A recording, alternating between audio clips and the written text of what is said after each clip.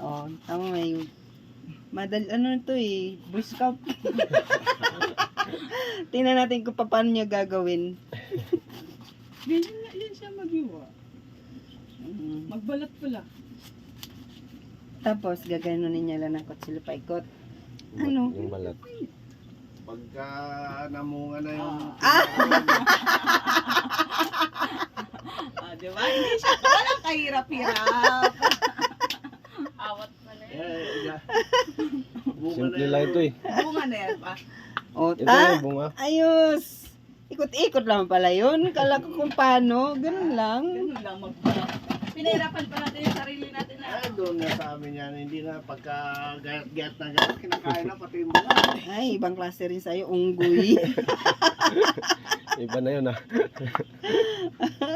O, see? Ayan. O, diba? Nagulat din ako. Bakit niya ginanon binilog-bilog? Ano?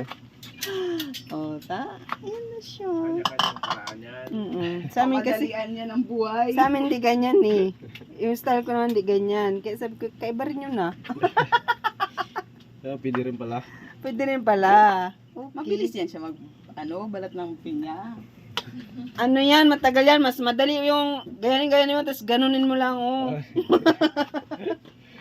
May kanya-kanyang style eh. Style. Marami lang nasayang. Ito walang nasayang. Okay, good. Ayos. Oh, ikot-ikot lang. Ikot-ikot lang.